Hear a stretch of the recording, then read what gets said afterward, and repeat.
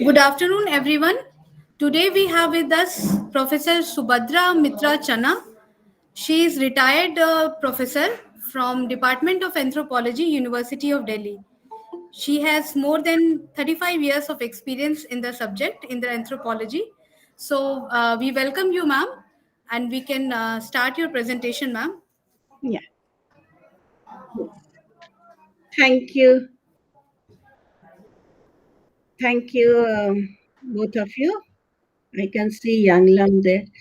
So today's lecture, we shall be discussing about the concept, actually about how different cultures and different societies they perceive the world around them, and how they differentiate between what in some cultures only is understood as nature and culture.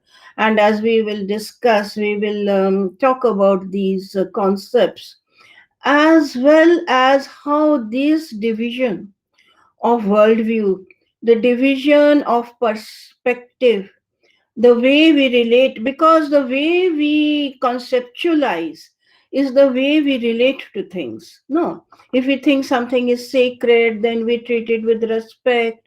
If we think something is dirty, then we discard it. So in this way, our actions are closely related to our cognitive universe, meaning how we perceive the world around us.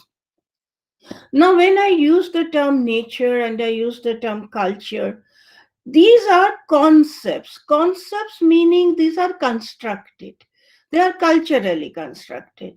Every culture has its own version of how they view the world.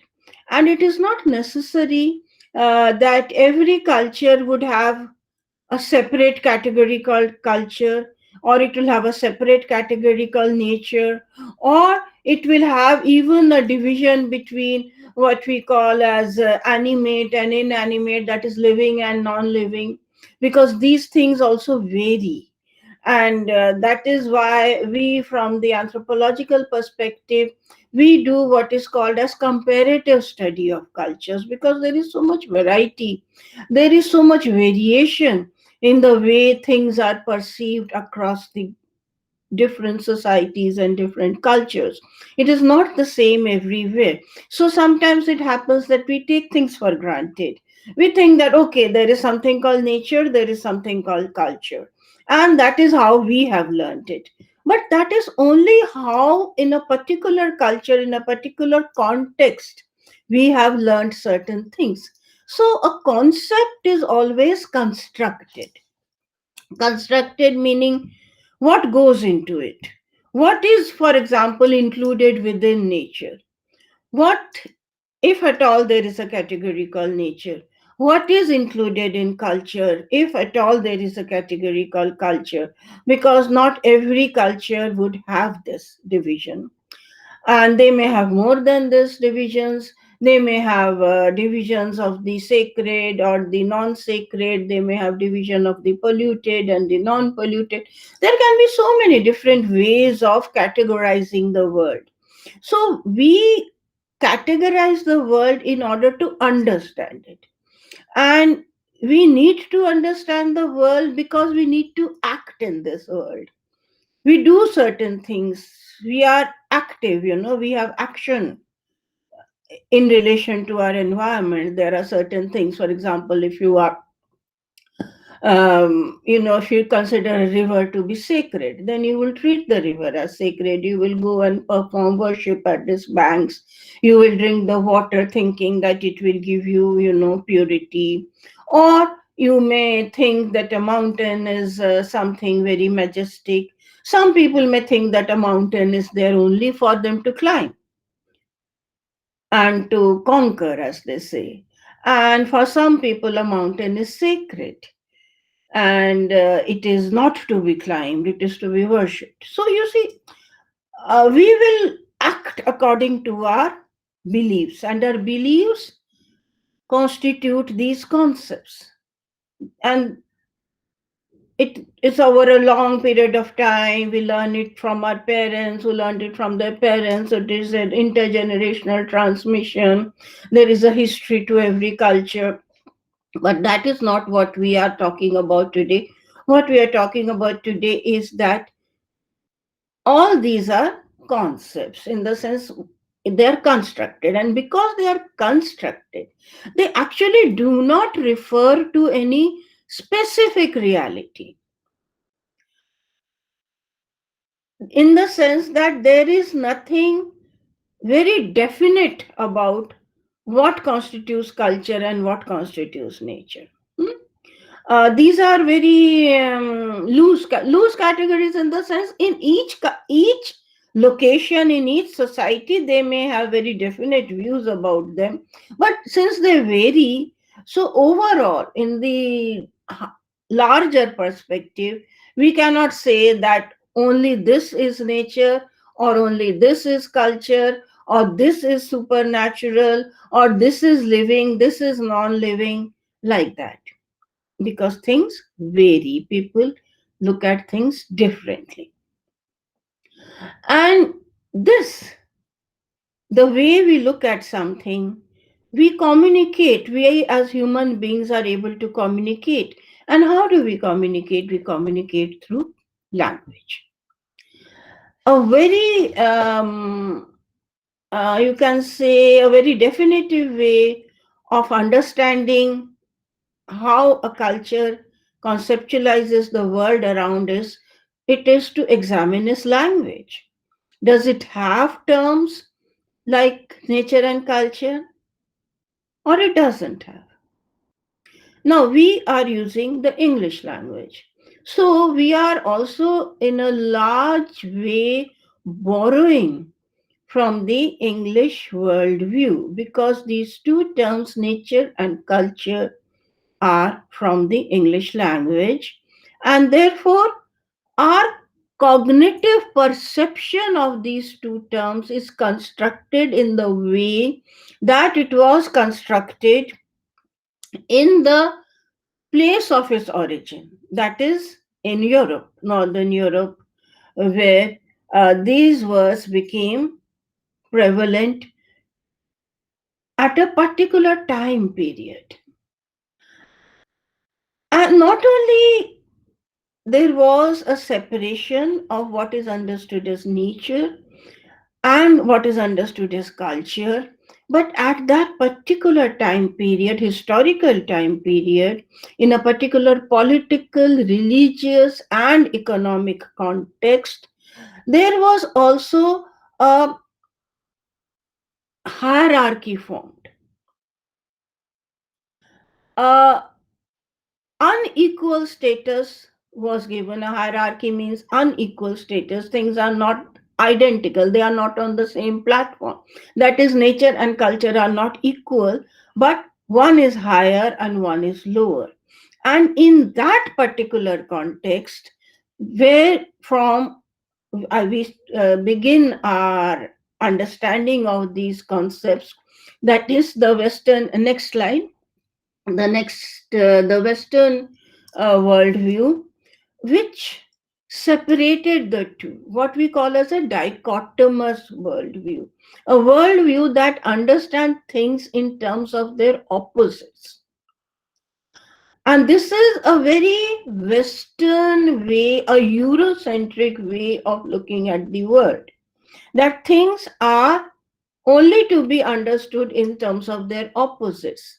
It is either this or that, light and dark, day and night. This is the way they understand the world.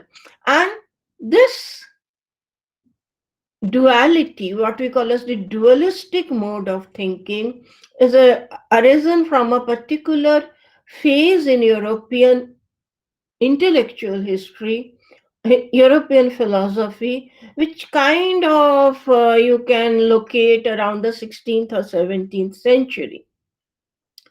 And there were some very famous European philosophers like René Descartes and Hegel, who introduced this dialectical mode of thinking, as we say, that one thing is only understood in terms of its opposite. In other words, according to the Western worldview, you cannot understand light unless you contrast it with dark. Hmm? There is, in other words, very few exist in terms of their own existence. They are only to be understood cognitively in terms of their opposites. So we can understand culture, that is how they understood, and for them, what was culture? Now, again, culture has there are very many ways of understanding culture. Some people may just understand culture as, fine arts. So you say, oh, this is a cultural evening. Huh? We use the word cultural evening. So what do we understand by cultural evening? That there is going to be some performance, some music, some dance. So that is one way of understanding culture. Sometimes culture is used as a refinement, like, oh, that person is very cultured. So when we say cultured in that sense, we mean that that person has lot of refinement, again, as refinement can be understood or defined. So whatever, we don't, again, you see, there is no definite category, there is no definite definition of what cultured means. Cultured can mean different things in different contexts, but in that particular context where we begin, the Western intellectual history, what is turnover in Western intellectual history, what we call as the period of Renaissance, or a kind of transformation of intellectual thinking in terms of the human agency, human rationality, human power of logical thinking, reasoning. So, this is also called as the age of reason. And it is here that first it was believed that everything has to be understood in terms of its location in time and space. What is not there in time and space, located in time and space, is not real. This was actually a reaction to the church, because the church had been talking about divine presence, about, laws, divine laws, that people should do this, people should do that, or certain. And there was a lot of conflict.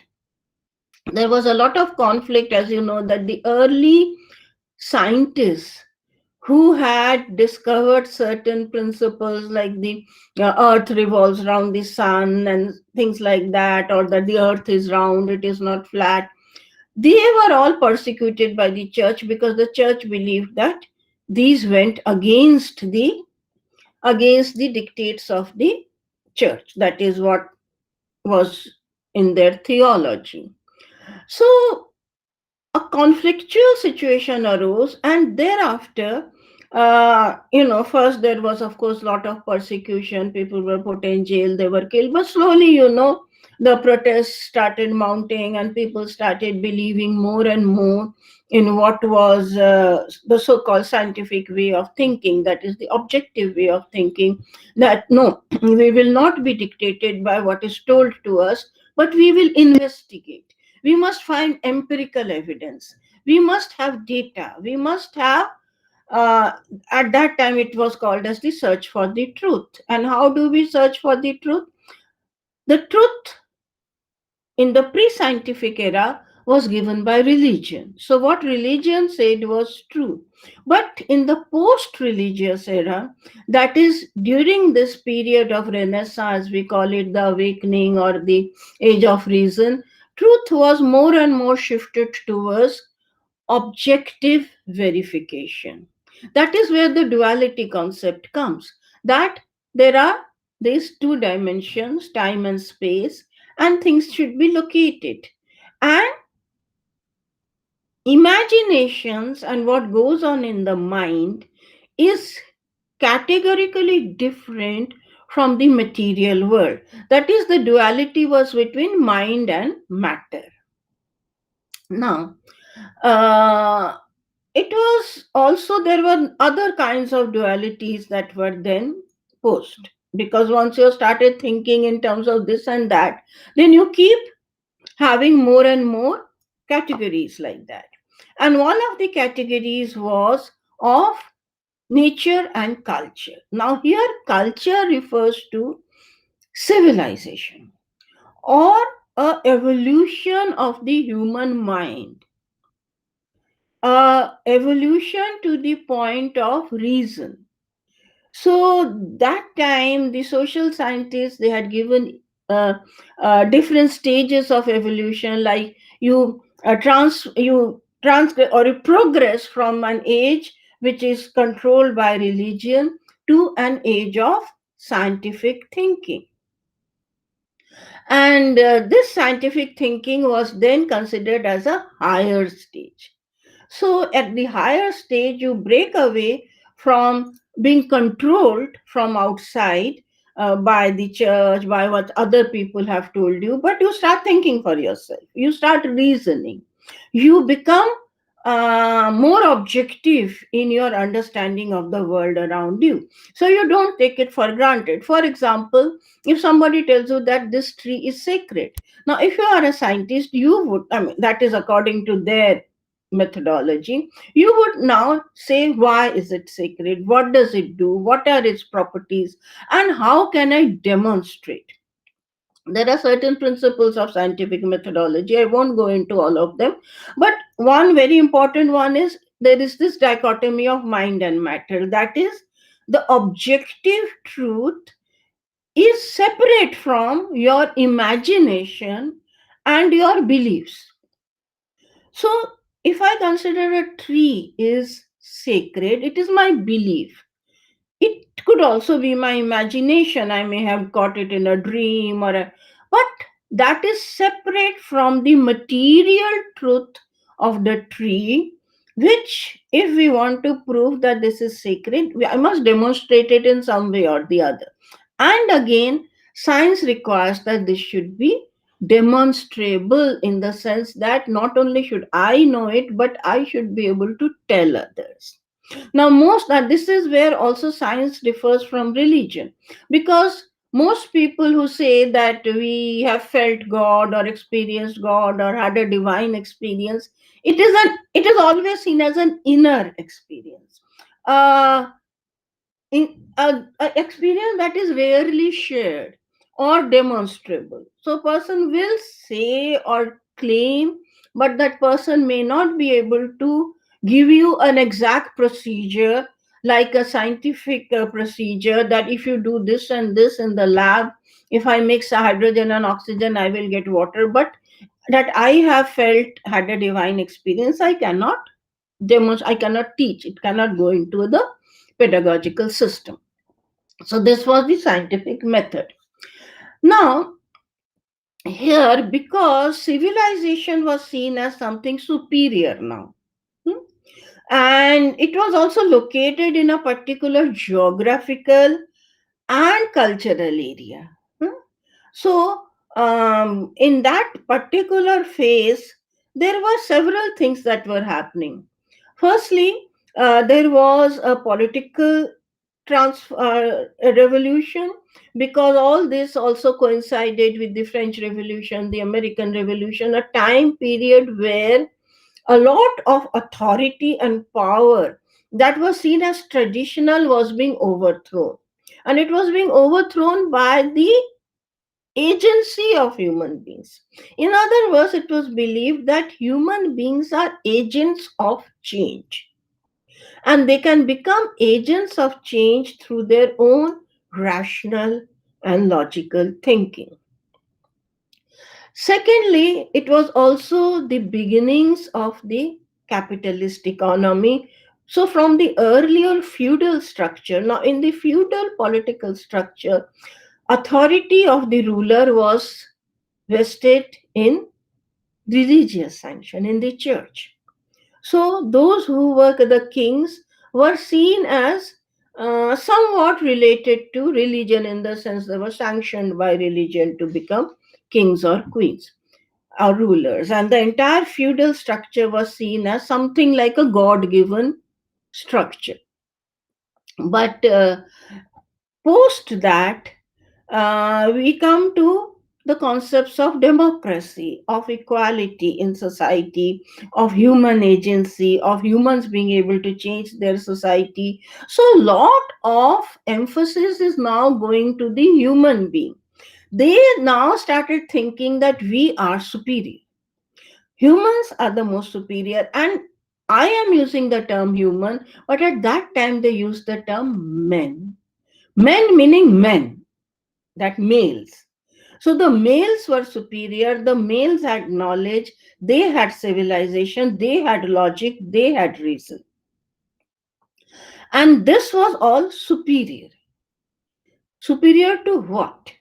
Superior to firstly nature, because nature was then seen as passive. Trees and flowers and grass and mountains don't think. They don't have agency. That is what they thought. They don't think, they don't have agency, they don't have mind, they don't have intelligence. They are just passive. They just move on their own. They just things happen, trees grows, tree dies, animal conceives, animals become pregnant, they have kids, they die. I mean, it was all seen as controlled by some natural process in which these natural objects are not agents of change. Only men are agents of change. They can control their destiny. A cow or a pig or a tree or a flower cannot control its own destiny. So they thought that men are superior and they can control, and therefore because they are superior, because they can control, and nature seems to be passive. Nature doesn't seem to be having any agency. Nature doesn't think. Nature does not create. Men create. They create empires. They created empires. So this was also the time of the colonial period, and I'll just come to that. Because nature was seen in that sense as equated with also who else were equated with nature or with being inferior, passive, non thinking, and to a large degree instinctual. Instinct means like animals, they how do they act? They act on instinct. If you show a dog a bone, the dog will like the bone. That is his instinct. They mate according to instinct. They bring up their pups according to instinct. They are not thinking. They are not agents here. And who else are governed by instincts? Women. Women were equally equated with nature, and also during this period of colonization, because as I was telling you, the political and economic structures of that period of Europe, 16th and 17th century Europe, from the period of Renaissance onwards, we have the process of industrialization, we have the process of capitalist economy. Industrialization was made possible by science and technology. As we know, the invention of the steam engine, that was the first, you know, thing that started off industrialization, and then it went on and all, electricity, motor car, telephone, you name it, and things were being invented more and more. And but also invented was gunpowder, also invented was the gun, also invented were all kinds of technologies used for killing people. That all went simultaneously. So science in all its objectivity never was used only for human good, it was also used for human destruction. So this technology enabled the European countries who had this technology and who were undergoing the transformation from feudal to capitalist economies, from agriculture to industrialization. They needed resources and capital, because as you know, capital needs capital, and capital doesn't grow by itself. Capital needs to be fed, what you call as the primary forms of exploitation, primary forms of growth of capital. How do you grow capital?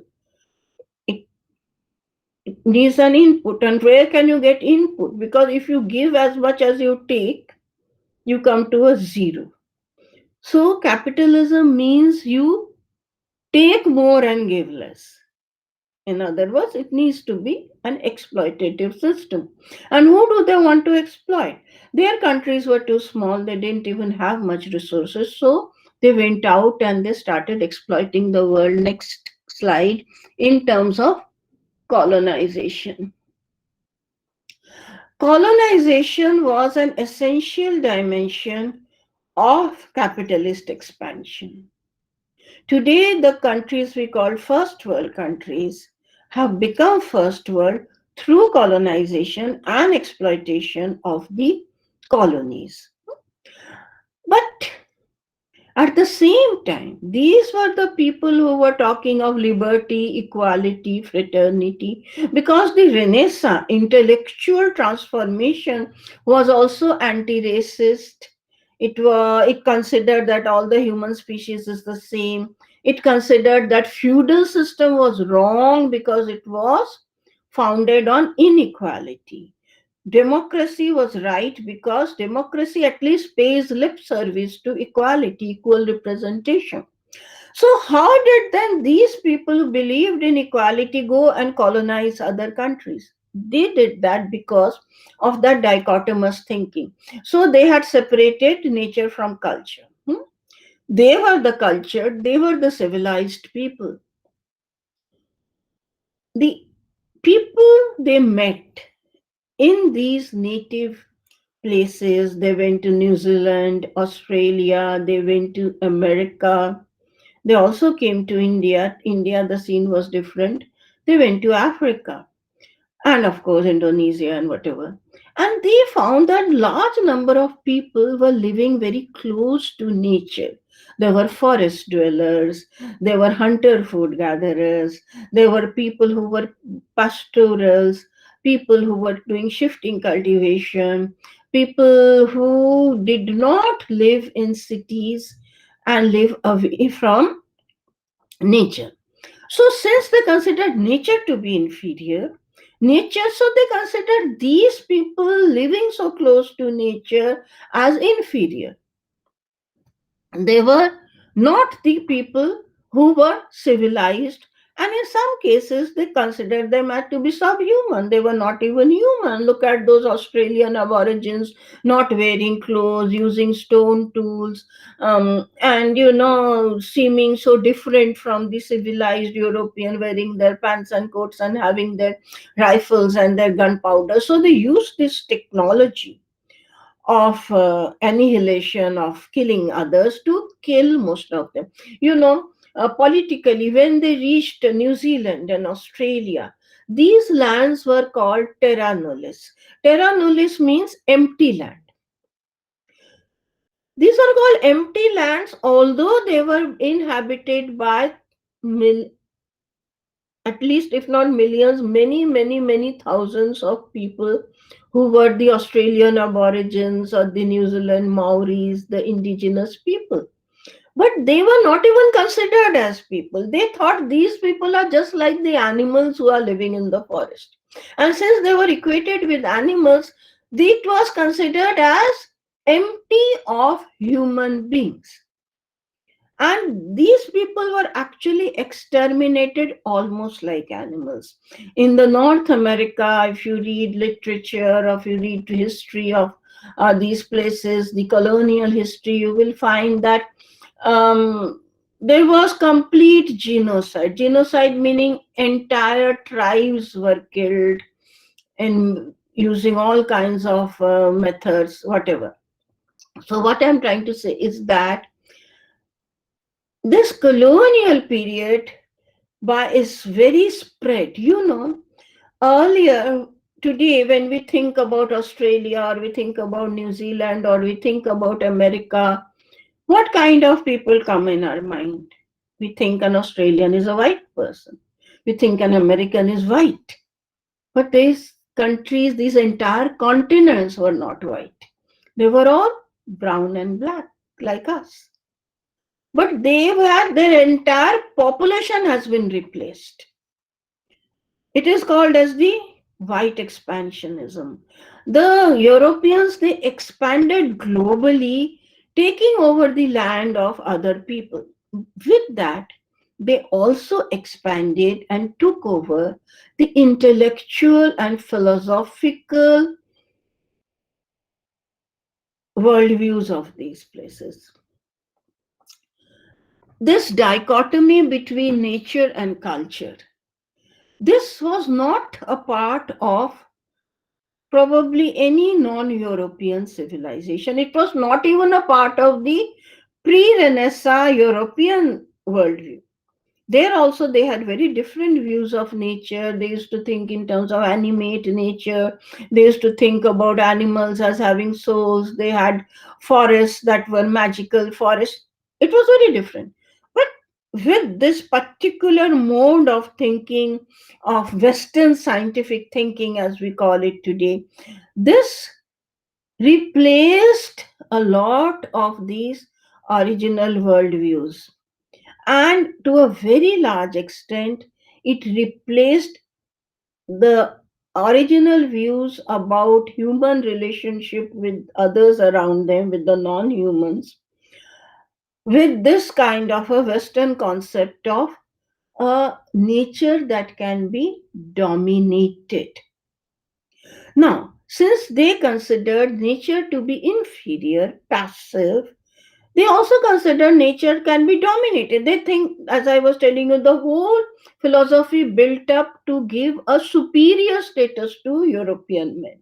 European men were privileged because they had reason, they had science, they had technology, and therefore they were privileged to take over the world. So there was no actually guilty feeling in this colonization process. Rather, they were feeling very happy about it. They thought that, okay, look, we are making them civilized. We are making these colonies civilized by taking them over. But actually, what they were doing were, next slide, please, that they were exploiting them for their resources. Resources were drained out from these colonies to such an extent that in the post colonial era, the entire world has now got divided into the first world and the third world, where the third world are the earlier colonies, and the first world is the world that built itself out of exploitation of the third world. And of course, there was a culture of violence. And today we understand. Now, why I'm telling you all these things is that all these have become incorporated into the global history, into the way we live today. This culture of violence, this culture of fighting each other over resources, it began. Of course, it was there in the pre colonial era also. We had invaders and we had wars, but not to this scale, not to this scale, and not to the extent that it becomes a way of life. Today, war and conflict over resources has become a way of life. Everywhere you find that people are fighting over land, they are fighting over water, they are fighting over mines, they are fighting over everything. And that became incorporated as a culture. In India, for example, there we have the Portuguese and the French and the British who fought over India, and finally the British won. But it was not an uncontested thing, you know, and of course the natives fought too. So, from the colonial period onwards, we find that history becomes a history of conflicts. And here also we find the participation of the native people, the indigenous people. They fought everywhere. The Australian Aborigines, they fought with their bows and arrows. They fought however they could. The Native Americans on their horses. But they were always outnumbered, and basically they were technologically dominated. And because of this technological domination, the colonizers were convinced more and more of their own superiority. And although it was a technological, it was basically gunpowder, but they also then started to use their culture also as dominant. They said, no, not only do we have technology, we are culturally dominant, we are culturally superior, our way of life is superior. And this way of life was then imposed on the colonized people. As one social anthropologist, Partha Chatterjee, had said, our minds were colonized. And here, a large number of people started believing that humans were superior to nature, or that there was a separation of culture from nature. Now, when I say that this was not in earlier or in every non-European culture, if you look into our own worldview, supposing we look into our Indian way of looking at things, our Hindu way of looking at things, where the mountains and the trees and the streams and animals, they are all seen as exactly like human beings. They also have a mind, they also have agency, they have they are, some of them are divine, some of them are evil. So if you look into the Puranas, or if you look into Greek mythology, if you look into ancient, that's what say European in pre the Judeo-Christian era, you would find that this was a universal way of thinking, where there was no separation between humans and non-humans. There was very little separation between what we call today living and non-living. We still considered that Himalaya is a living god, and is the father of Parvati, and Parvati is a goddess, and Ganga is a goddess. So we still believe, but yet these beliefs have now become more of rhetorics. We just say so, but we actually do not believe in them. But there was a time when people did, and therefore, like, you see the words that were used, that I said language reflects your worldview. Whenever we look into the English language and the history of that of their history, it is always talking about, say, the conquest of Himalaya. Now, if I believe that the Himalaya is a sacred god, would I use a language as the conquest of Himalaya? No. It is said that when Tenzing and Hillary first went up to the Himalaya, to Everest, Hillary was, very triumphant, putting the flag up. But Tenzing, he bent down and he apologized. He said sorry to the goddess who is the father, that I came upon you, I put my foot on you, and he kind of asked for her forgiveness. So you see, these different worldviews were there, but today it is no longer there. Now everybody is conquering Himalaya. Everybody says we are going to conquer Himalaya. They don't think Himalaya is sacred anymore. So, but still, today also, we have few pockets of culture or people who have still held on to their earlier beliefs, who still consider nature to be sacred, who still consider that animals are their kith and kin, that they are tied to them by ties of blood or kinship, like totemism, where you know that when you understand that you are descended from certain animals or natural objects, or animism, where you believe that I know I have done field work in the Himalayas, and there people still believe that each devta tree is a god, is a devta, that the forest is sacred, that you should treat the forest, they treat the forest as one treats a temple, that you should not shout in the forest, you should not throw dirt in the forest, you should not misbehave there, you have to be very respectful, you have to go very silently, quietly, and all kinds of purity and pollution rules have to be observed. So there are still people who do that. But how do we look at them? Civilized people look upon them as primitives. They look upon them as people who are irrational, illogical, and they are not civilized. So, to us, civilization has become equated with the domination of humans over nature. So, you control water, you build dams, you cut down the forest, and you build cities. You try to, use your technology to control every part of nature, whether it is temperature. So we have air conditioners, but then what happens?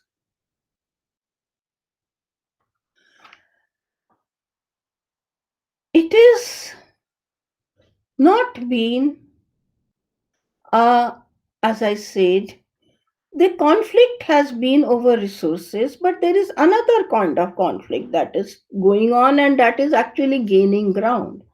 It is gaining ground because this is the conflict of two different worldviews. And earlier, the people who were called primitives, the people who were called tribals, the people who were called uncivilized, are increasingly now at least being perceived by some people. That is the environmentalists. The people who have started to realize the environmental danger of trying to say that nature is passive, that nature has no agency, that nature is something that can be controlled technologically by human beings. And this has started happening, as we all know, from the end of the 20th century and now into the 21st century. It is becoming more and more evident. As we saw very recently, and we are still going through that phase, we have seen how the pandemic has destroyed the world's highest technologically evolved countries. Europe, England, America, they could do nothing. They are still struggling. They cannot do it. With all the advancements that they had claimed over those 300-400 years of advancement in medicine and in scientific technology, they could not control a pandemic. I was personally present in New York when it was struck by Sandy. I don't remember the year exactly, I think 2015 or something. One could not imagine that the world's most advanced city, New York is one of the world's most, could have become what it became. It was like something out of a science fiction, that you have those huge multi-storied buildings, those real skyscrapers standing there black and dark in a city that prides itself on so much technology. There was no subway. People could not draw money from ATMs. People could not use their laptops. People could not charge their phones. People were actually just cut off. The New Yorkers, in fact, didn't even know what was happening around them. And I landed at JFK airport. It was eerie. I mean, it's unimaginable that even the conveyor belts were not working, the doors were not working, nothing was working. It was like a total collapse of every technological advance. So, and we are continuously going through this. Every day on a basis, there is flooding, uncontrolled flooding, there is uncontrolled storms. Sandy was, of course, very, you can say, spectacular kind of a thing, because it hit New York and it completely destroyed it for at least temporary for 15 days. It was a nightmare. And nothing, no technology stood up to it. No, nothing could prevent that from happening. So, over this past few decades, there has been a disillusionment with that Renaissance philosophy that humans are superior to nature, that technology can control everything. And therefore, these indigenous people, the people who have been fighting for a particular way of life, saying, for example, that our mountain is sacred and we will not allow it to be mined. Hmm? We have had We have the case of the Denny, who have been fighting over that very famous Mackenzie Valley pipeline for years, till 2017, I think, when Obama also played an active role in stopping that project.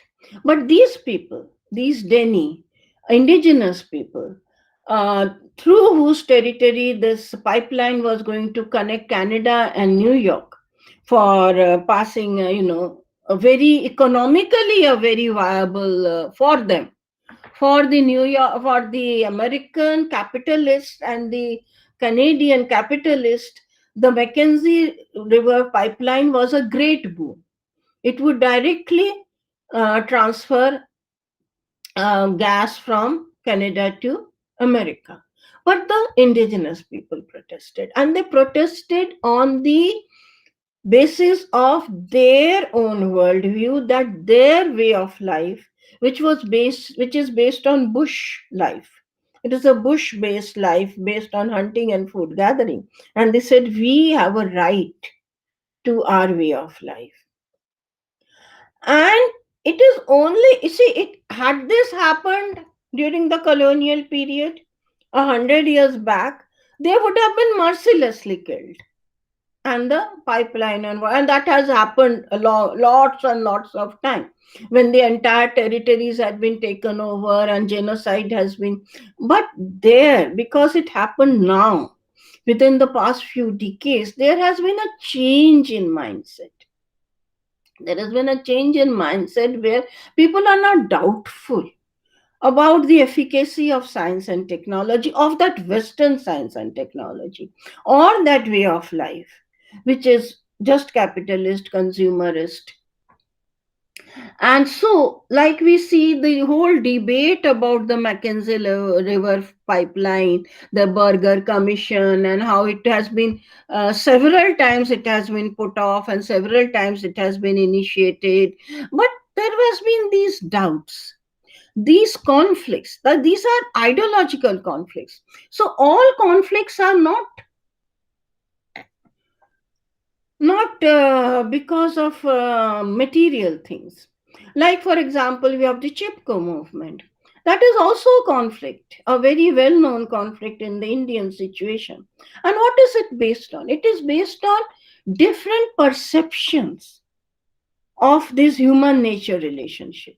Now, all these forests, the Himalayan forest, or traditionally all forests, were seen as common good. They were not the property of any individual or of the state.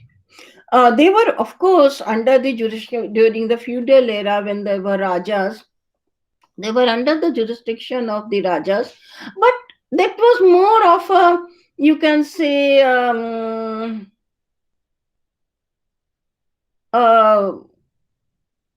not a real possession. It was just a benign presence that the Raja is there and notionally the forest belongs to him. But in actual terms, the forest belonged to the people. The people had all rights over the forest, of fuel, fodder, but they also did not have right of destruction. And as I said, they had this cosmology of the forest being sacred, the trees being sacred. They would not destroy it also. And so it was this clash of different points of view. So when we say resources are not necessarily tangible. Resources are also intangible. Intangible meaning they are your worldview, they are your belief systems, they are what you hold sacred. Now, as the Lanchia Sauras said, Niyamgiri was their god. Hmm? They held that mountain as sacred. So they did not want mining there. So it was not anything material that they were looking at.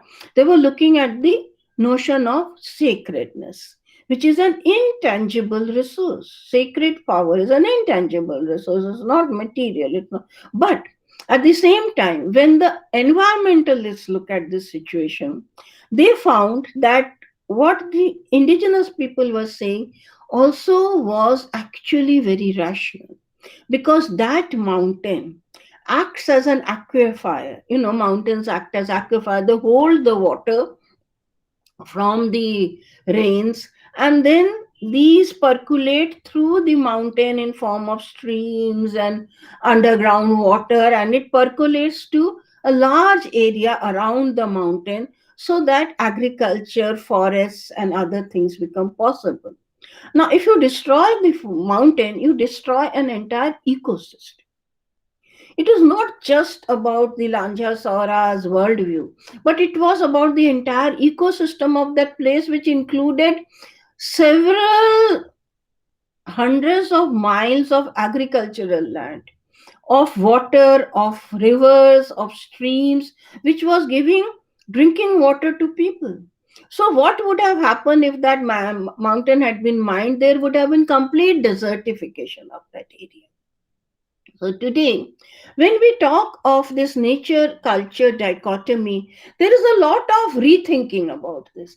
There is a lot of rethinking about resource conflicts, because now, unlike, and again, these we have also gone into the conflict between the state and the indigenous people, and that is also based on different versions of development.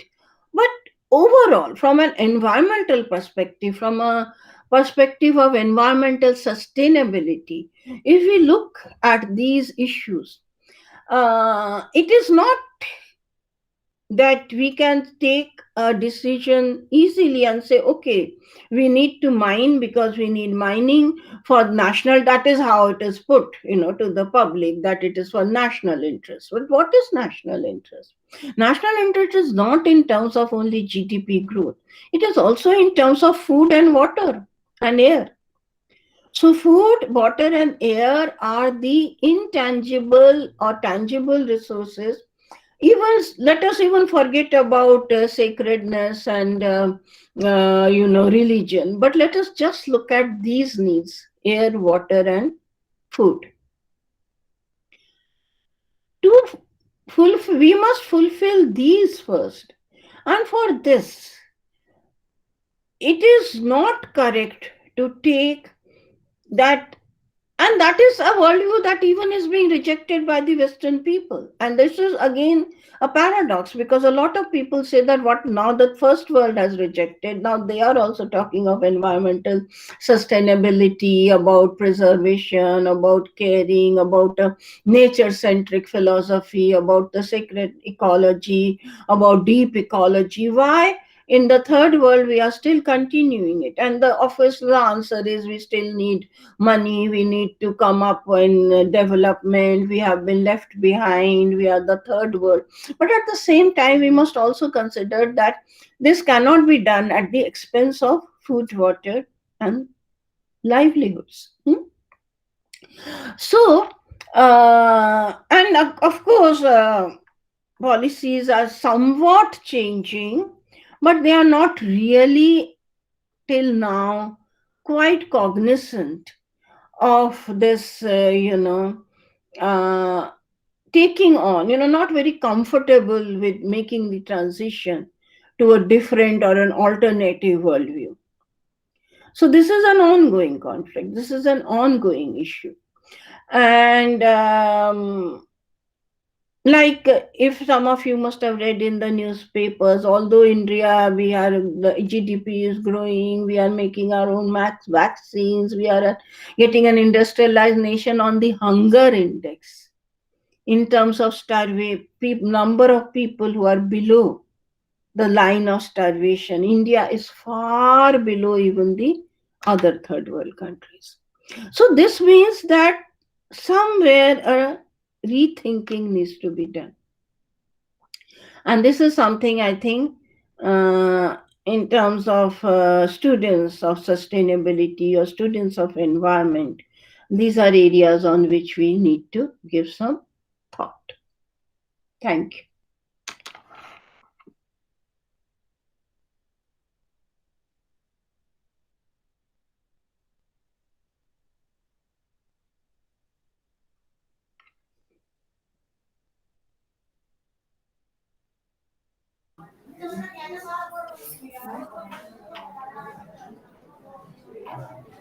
Yeah, ma'am. Thank you very much for your presentation, ma'am. and it was very nice lecture. If anyone is having any questions, they can ask.